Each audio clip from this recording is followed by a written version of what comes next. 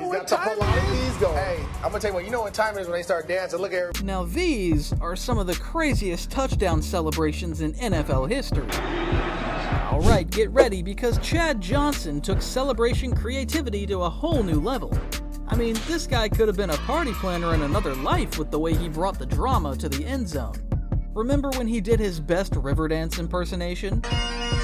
Or that time that he slapped on a Hall of Fame jacket mid-game like he was already giving his acceptance speech. I don't know if that's the acceptance. And who could forget the moment he gave CPR to a football?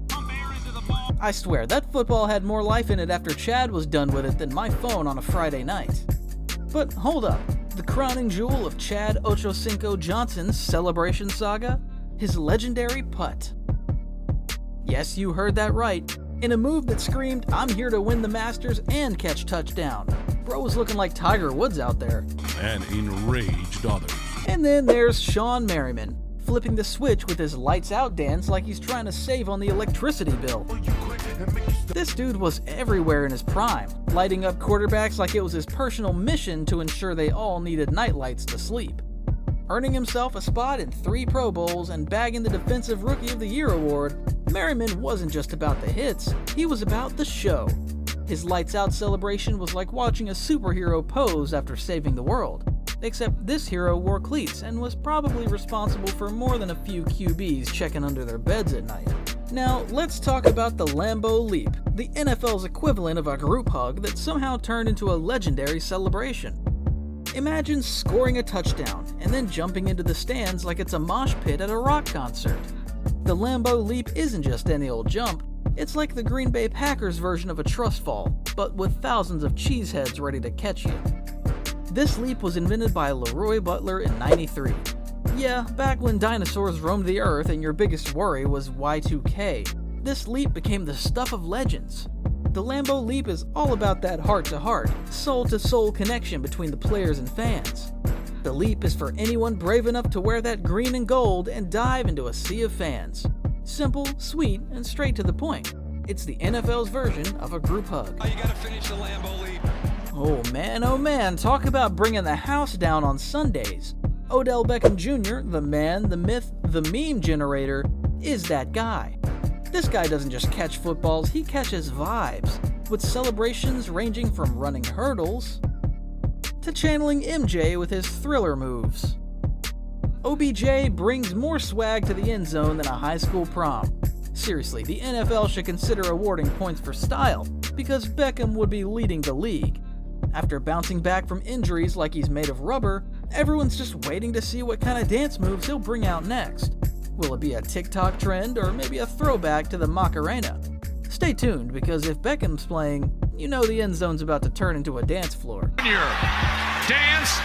And then there's the legend, Steve Smith. This man is like a ninja of touchdown celebrations, often forgotten, but when he strikes, it's epic.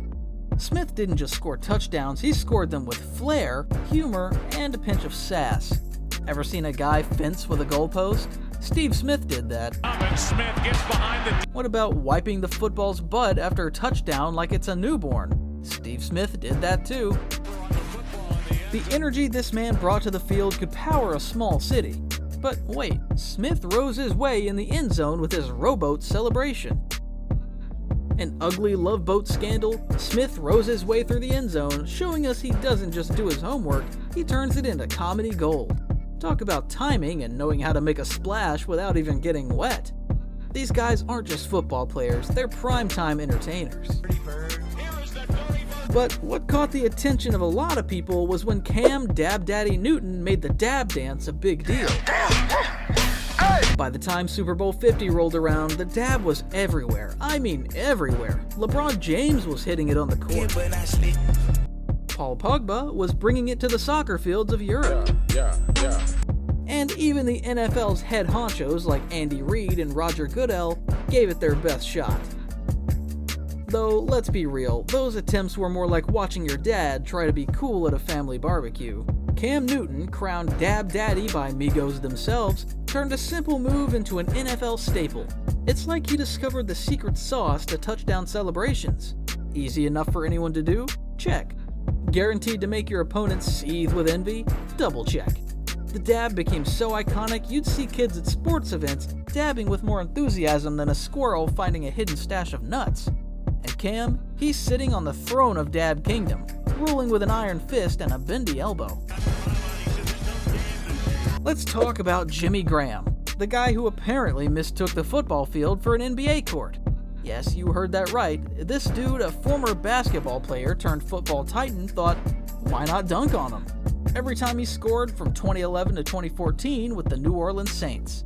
I mean, at every chance gotten. Graham's soaring through the sky, slam dunking footballs through the goalpost like he's trying to get signed by the NBA instead. His dunks got so out of hand, he messed up a field goal. Like, oops, did my epic dunk just ruin the game? Yeah, Graham, it kinda did. But hey, it was all in good fun, right? Dunking on your opponent's hopes and dreams, all while snagging double-digit TD seasons. Talk about hanging by the rim of glory. Now moving on to one of the craziest celebrations, we've got Joe Horn and the infamous Hello, Mom? So, it's 2003. Horn scores against the Giants, and you won't believe what he does next. He doesn't just spike the ball or do a little dance. No sir, he pulls out a cell phone from under the goalpost padding, because where else would you keep your emergency touchdown phone? Joe promised his kids, who couldn't make it to the game because, school's a thing, that he'd score and call. Talk about a dad moment, right? This celebration was so iconic that Michael Thomas couldn't resist bringing it back in 2018 against the Rams. It's like saying, hey, remember when your dad was cool? Watch this. Joe Horn's celebration was so legendary, it's like he dialed right into the NFL Hall of Fame of celebrations. Now onto Deion Primetime Sanders, a man who didn't just play football, he was the halftime show too. Sanders had more moves than a chess game, but the cream of the crop was his high-stepping into the end zone. Imagine being so confident in scoring that you start celebrating halfway through. It's like saying, I've got this, before you've even taken the test. Sanders was basically the guy at the party who starts dancing before the music even hits the good part. Celebrating too early can backfire. Just ask any baker who's pulled a cake out of the oven too soon. But Sanders? He made sure the only thing baking was his legacy in the Touchdown Dance Hall of Fame. But now let's talk about Lance Moore, the man who decided to bring a Comedy Central sketch to the NFL field. Remember Hingle McCringleberry and his infamous 3-pump rule? Well, Moore must have been taking notes because he decided to recreate it in all its glory. He just did it again! I mean, once Moore caught the ball, he turns on his inner McCringleberry and goes for the triple hip thrust, checking for flags between each pump like he's checking for texts after a first date. Talk about art imitating life. Or is it life imitating art? Either way, it's comedy gold. Moore's celebration was like ordering an extra shot in your coffee. Unnecessary, but oh so worth it. Let us know what your favorite celebration was. Click on this video for more NFL content you may not know about.